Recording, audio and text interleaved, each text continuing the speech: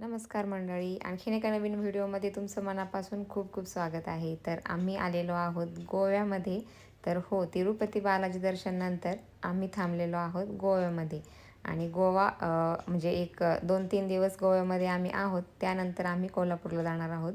तर ही छान अशी उन्हाळ्याची सुट्टी आमची सेलिब्रेट झालेली आहे, तीही सुट्टी संपत आल्यानंतर.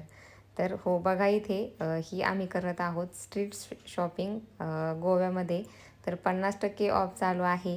तर ते पण का? कारण की पावसाळा चालू आहे आणि पावसाळ्यामध्ये खूप सारे सेल सुरू होतात.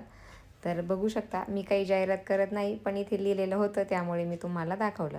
तर बघू शकता खूप छान छान सुंदर अशा बॅग, ज्वेलरी, खूप साऱ्या व्हरायटीज आहेत. इथे हॅटही होत्या. तर बघू शकता आणि हे आहे एक सुंदर असं कानातल्याचं कलेक्शन. तर बघू शकता आणि माझ्याबरोबर माझ्या बहिणीच्या मुली होत्या. माझी बहीण होती आणि माझ्या मुलीही होत्या. तर बघू शकता हे आहे चॉकलेटचं दुकान आणि इथे खूप सारे काजूही होते. तेही त्यांनी छान असे डिस्काउंटमध्ये विकण्यासाठी ठेवले होते. आणि हे पहा ज्वेलरीचं आणखी एक दुकान. तर गोव्यामध्ये ज्वेलरी खूप छान आणि सुंदर मिळते. थोडीशी महाग आहे असं मला वाटतं, पण खूप सुंदर आहे. आणि हे बघू शकता, हे हाताने सर्व बनवलेलं सर्व शोपीस आहेत. तर तेही तुम्ही इथे खरेदी करू शकता. खूप छान मार्केट आहे. ओल्ड गोवा मध्ये आहे हे मार्केट.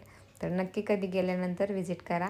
तर बघू शकता छान छान अशा हँडमेड शोच्या वस्तू इथे बनवलेल्या होत्या आणि विकण्यासाठी ठेवलेल्या होत्या. तर कपडेही खूप सुंदर आहेत, बघू शकता तुम्ही. आणि आम्ही पण थोडीशी शॉपिंग केली आणि मग हा व्हिडिओ मी तुमच्याबरोबर शेअर करत आहे.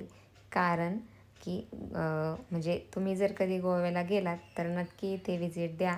तुम्हालाही छान छान कपडे, छान छान ज्वेलरी, पर्स सर्व काही खरेदी करायला मिळेल आणि तेही बऱ्यापैकी कमी किमतीमध्ये. तर बघू शकता. तर आमचं छान असं मार्केट फिरून झाल्यानंतर मी फक्त व्हिडिओ घेत होते. शॉपिंगही माझी झालेली होती, पण व्हिडिओ काढायचा मोह काही आवरत नव्हता. तर चला भेटूया पुढच्या व्हिडिओमध्ये. Bye bye.